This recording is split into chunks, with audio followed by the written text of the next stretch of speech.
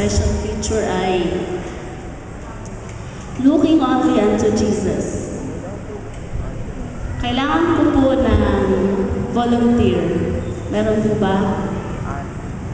Wala. Ako na lang po magtatawag. Ano na lang po, si Sister Elisa. Tsaka si Brother Ricky. Madali lang po to.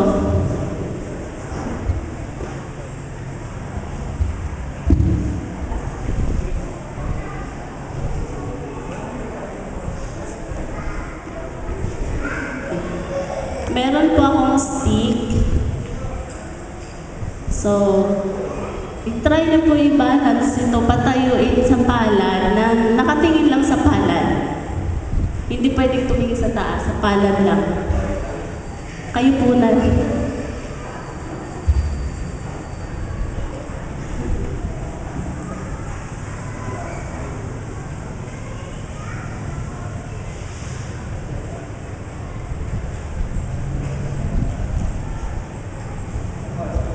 Isa pa po.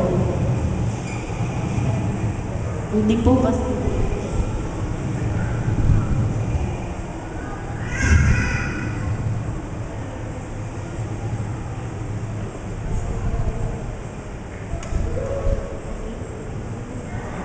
Kayo po yan.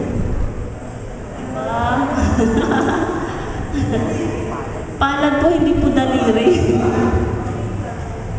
Dapat nakaganyan po. Hindi nakaganyan yung palad, hindi nakaganyan. Opo. Okay. Ano pong pakiramdam? Medyo mahirap. Mahirap talaga pagka sa base ka titingin, dapat mataas. Okay, try niyo po sa taas mag-balance. Hindi. Ipatong pa rin po sa palad, pero nakatingin po kayo sa taas. Apo.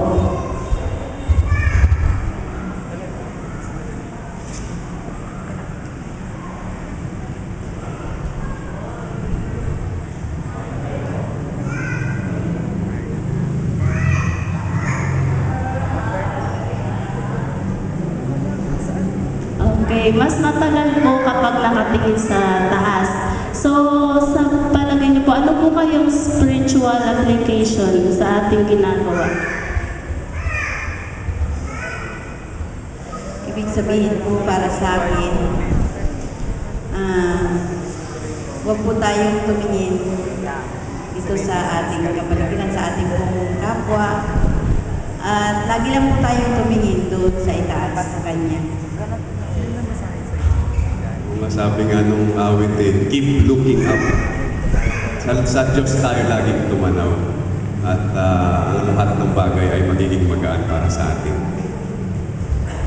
Tama po yun. Maraming salamat po.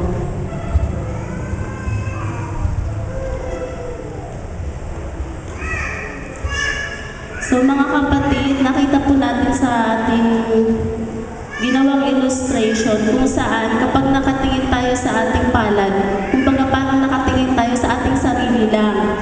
Ginagawa natin yung mga bagay na yung decision ay sa ating sarili lang. Wala tayong inaasahang iba. Kapag tumingin naman tayo sa taas, mayroong Panginoon na parang gumagabay sa atin. So, looking up, kayang-kaya natin gawin. So,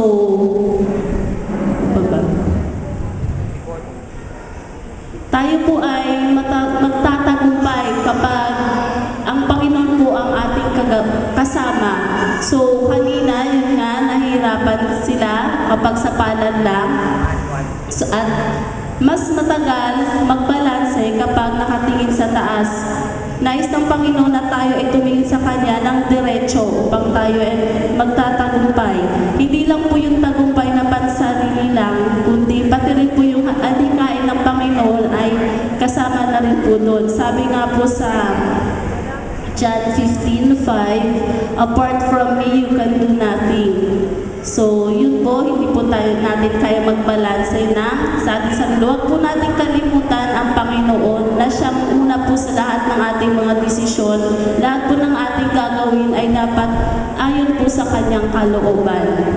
Nawa po sa umagang ito ay may nakapupulutan po kayong aral sa ating illustration. At ngayon po ay nadako na tayo sa ating lesson review sa pangunguna po ng ating